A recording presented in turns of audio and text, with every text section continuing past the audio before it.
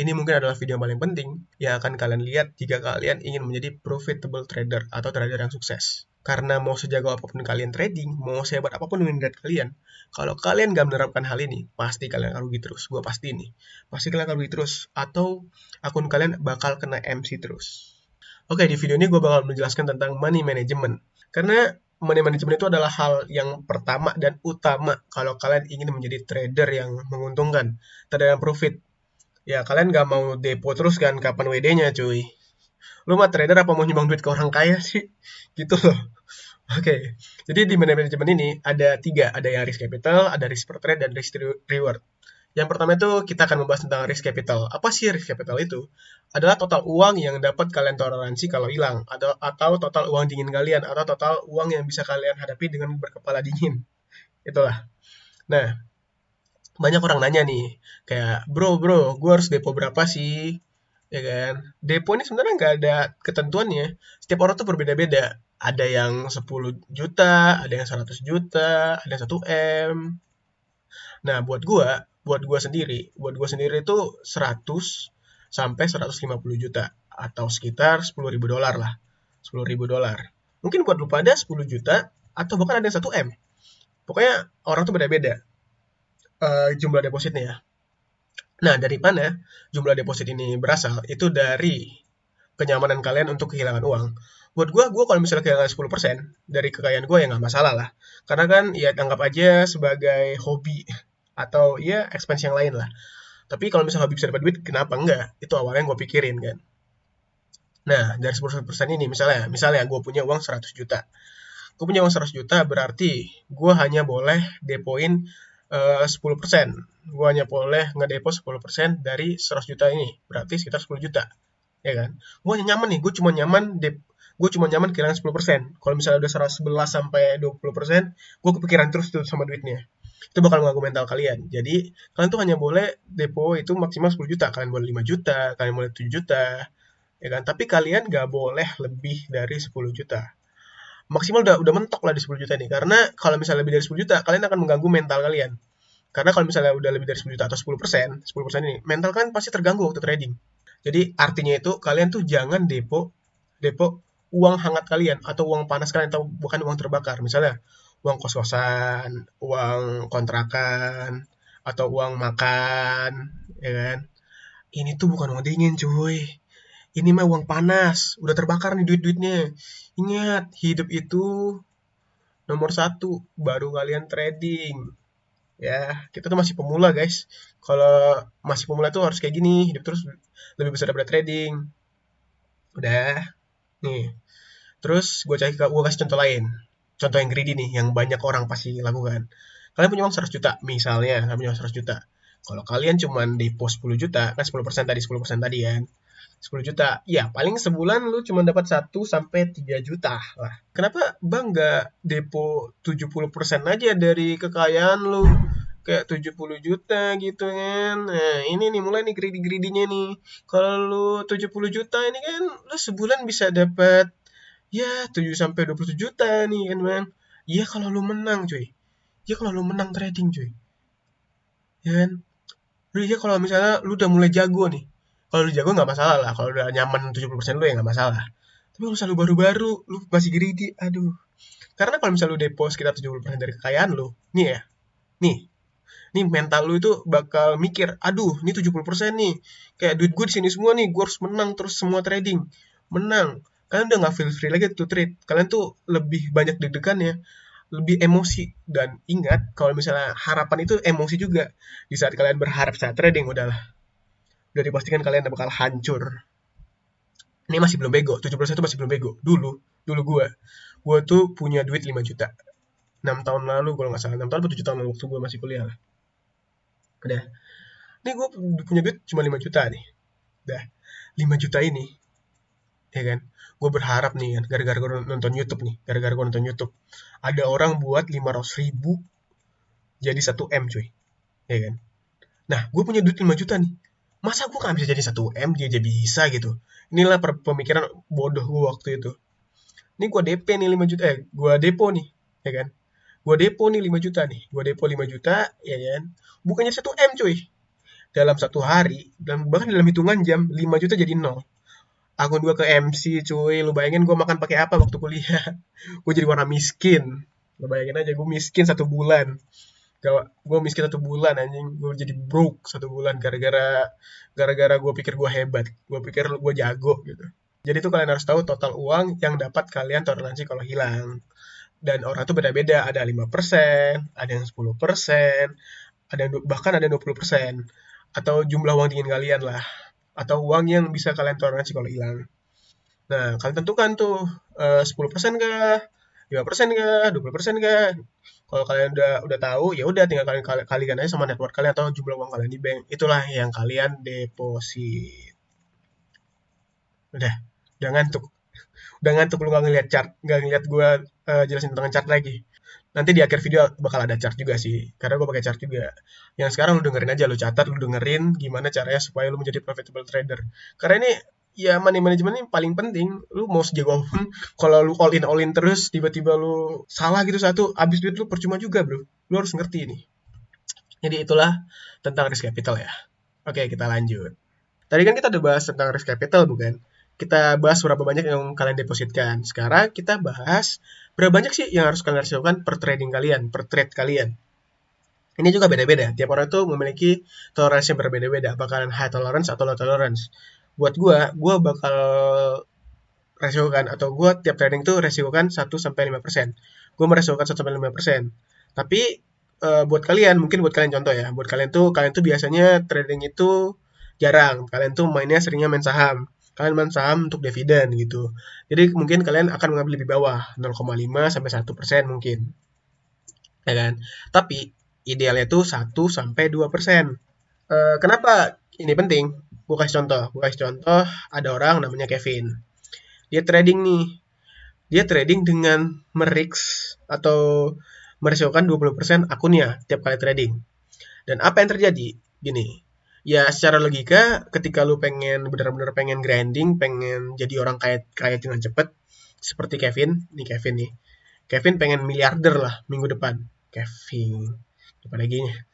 Ya kan? Jadi dia merisikokan 20%. Wajar, maksudnya masuk logika. Ya kan? Dia trading, 1 kali trading kalah, 2 kalah, 3, 4 juga kalah. Dia kalah 4 kali, apa yang terjadi? Akunnya MC, cuy. Akunnya MC. Kalian pikir Kevin itu bego? Enggak, cuy. Semua orang yang masuk ke trading pasti pernah begini. Dulu gue tuh meresikokan 50% supaya gue bisa kaya tuh.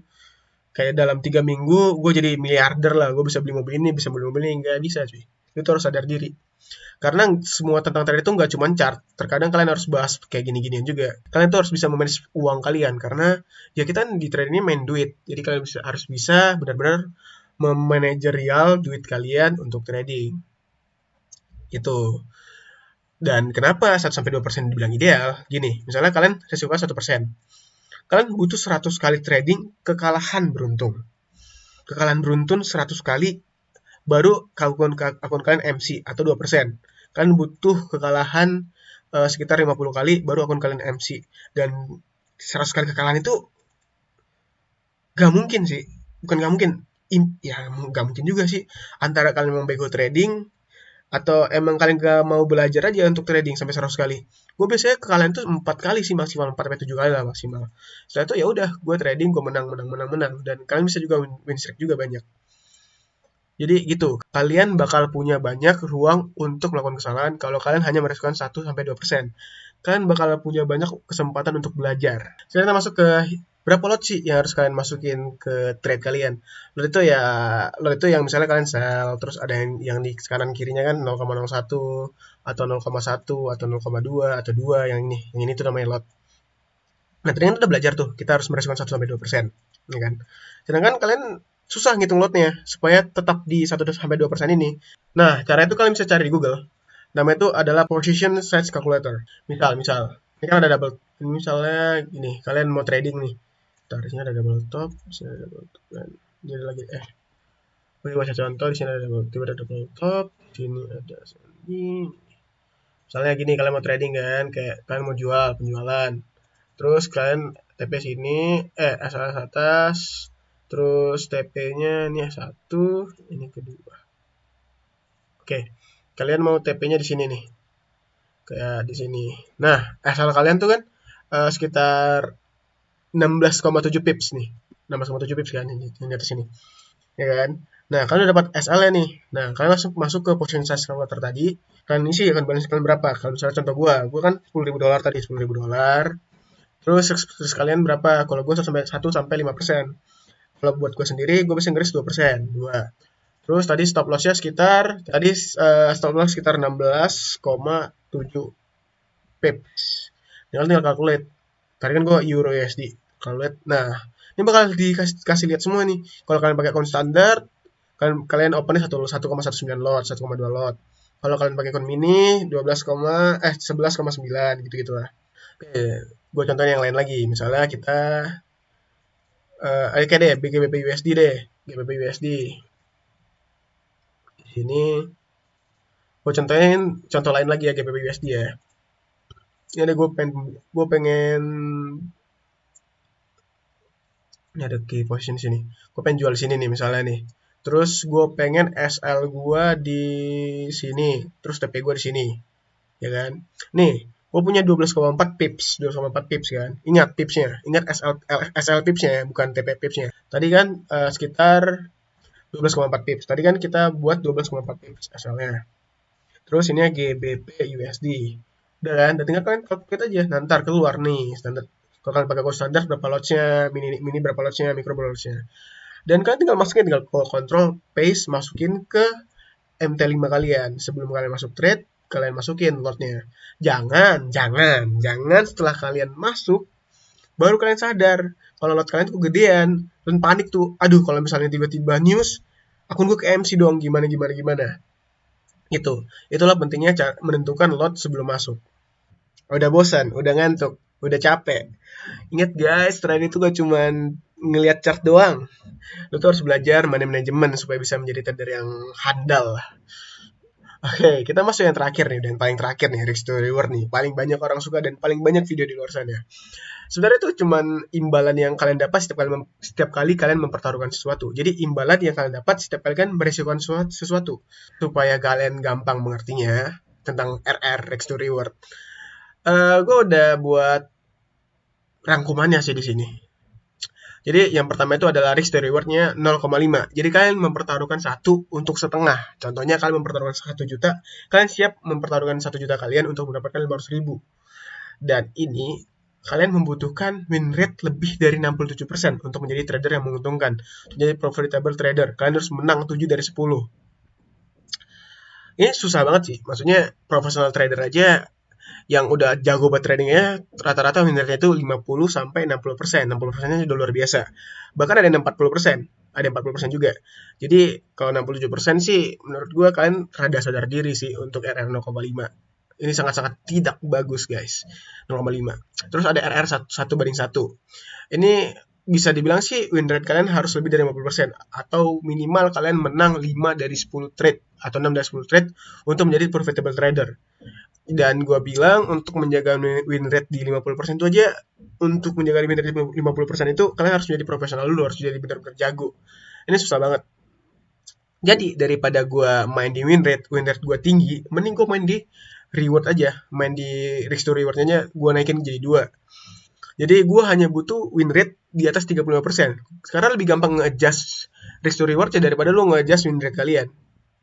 Jadi kalau misalnya RR gue 2, itu gue hanya butuh win rate itu lebih dari 30% untuk jadi trader yang menguntungkan. Jadi kalian hanya butuh menang 3-4 trade doang untuk menjadi trader yang profit. Pertama, kalian lihat dulu SL dan TP kalian. Lihat RR-nya. Kalau misalnya RR-nya lebih dari 2, go, atau 2, go. Kalau misalnya kurang dari 2, not go. Oke, gue langsung contohin. Di sini ada, gue langsung contohin aja. Di sini ada support, di sini ada support. Oke, gue langsung contohin.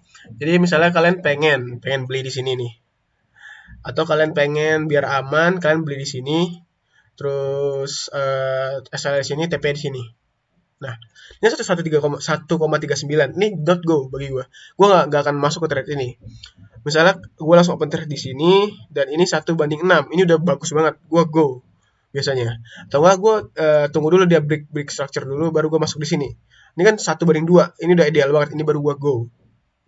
gitu. Cara gue menentukan gue masuk trade apa enggak adalah RR-nya. Kalau RR-nya adalah 2 atau lebih, itu baru gue baru gue masuk trade-nya. Kalau enggak, jangan masuk. Jadi inilah tentang risk to reward. Kalian harus terus masuk ke RR yang 2 atau lebih. Saran dari gue. Ya kalau lo masih bandel, silahkan. Gue sih udah kapok ya RR di bawah 2. Karena kalian masih di sini, gue pengen curhat tentang kenapa gue sangat suka money management. Kenapa gue sangat menerapin ya. Gue tuh bukan trader yang ini, gue bukan trader yang jago banget, bukan trader yang kayak di TikTok atau youtuber lain. Gue tuh win rate gue minggu ini bahkan jelek banget, cuma 41-42%. Pokoknya dari 16 trade yang gue ambil, gue cuma menang 7. Karena ya lu pasti pernah ngalamin minggu-minggu ampas lah pokoknya. Ini minggu ampas gue hari Senin ya, hari Senin gue cuman menang 2 trade dari 5 trade yang gue ambil. Ini juga udah gila, kenapa gue nggak trade 5 kali. Hari Selasa, gue menang 3 trade dari 7 trade yang gue ambil. Terus hari Rabu, gue ada kalah 3 kali, cuma 1 yang menang. Hari Kamis, gue menang sekali, kalah sekali. Hari Jumat gue nggak trade. Gue udah peace banget, kayak udah anjing lah, capek lah, gitu. Ya, mau seberapa hebat kalian, terkadang kalian mengalami minggu-minggu sulit kayak gue. Tapi pada akhirnya gue tetap menghasilkan sekitar 10 juta di minggu ini. Di minggu lalu. Udah itu aja. Gue Yuti, atau kalian punya pertanyaan atau punya ide video selanjutnya, atau kalian ingin gue buat video apa di selanjutnya, tinggal komen aja. Gue siap menjawab komen kalian semuanya. Oke, goodbye.